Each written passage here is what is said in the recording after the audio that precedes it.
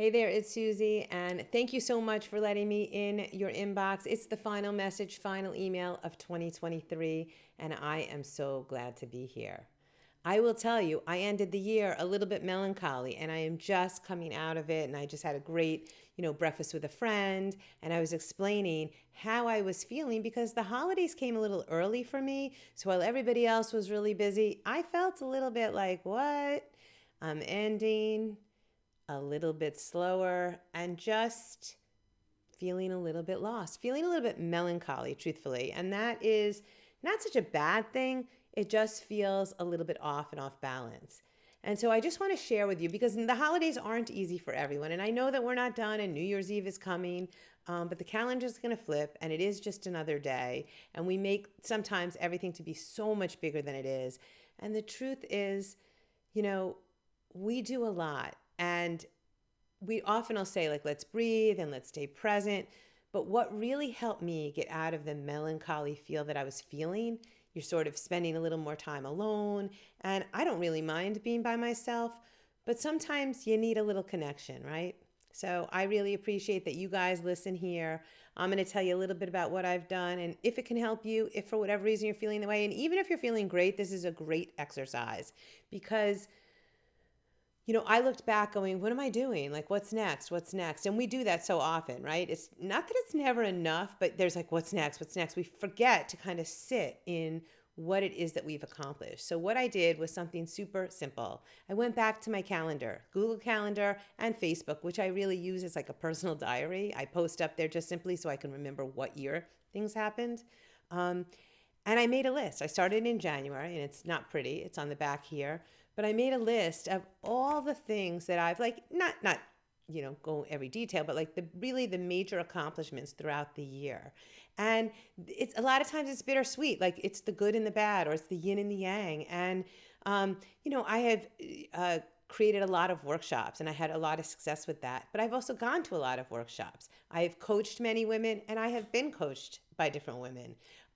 Right? So it's giving what you need to receive or receiving what you need to give or whatever that might look like. But I also had the honor, I've had loss and I've had joy. I had the honor of creating a really beautiful wedding for not just a client, but a dear friend of mine. And this is like one of the last weddings of my career because although it was so spectacular and so special, and the fact that, when a client lets me in for one of their milestone moments, because we maybe only get 10 of them in a year. I say this to them. And so they sort of let me be in the fabric of their family, of their memories. And so that is a huge, huge honor. And although everyone's like, why wouldn't you want to keep doing it?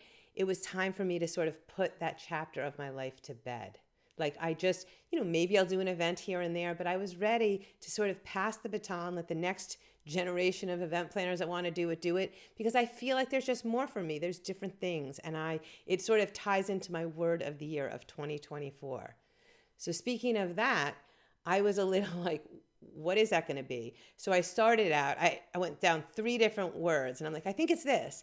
So I started out with organized. And I know that feels like I'm cleaning out my sock drawers, but I really I want to get some of my affairs in order. I mean, it's things like will and healthcare proxies and things like that, like just every area. So you can live more freely and not say, oh, I got to do that. Right. I got to do that. And then I went into that doesn't feel so good. I don't know. It just didn't feel great. Then I got a card I pulled and I went into attunement, and attunement felt good. Like it's how am I grounded to this earth all the way up to this, the universe, right? What does that feel like? Is everything aligned, right? Which is another great word. And I sat with that a little bit and I'm like, no, I don't know. It doesn't feel like it because we start talking about, especially now that I look through this stuff.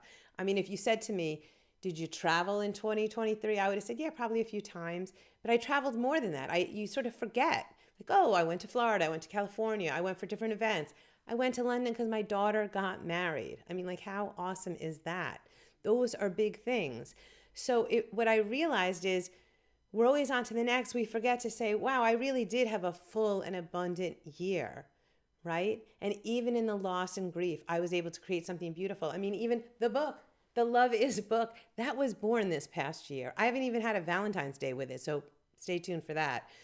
So looking back, connecting, making sure you have, and I think I really do need to be very mindful of, I need to have connection at least, I don't know, like once or twice a week, where you might grab a coffee, grab breakfast or lunch or dinner with a friend. It's really important, especially if you live alone, because you need to have those conversations. Not everything can be internal. I mean, I go pretty deep, and I do that all the time. So what did I land on? My word of the year, I'm ready to share it with you. It's evolve, evolve. And if you look at it, wait, let me do it this way. If you look at it here, over here, if I take these two away and you look at it backwards, what does that spell? Love, love.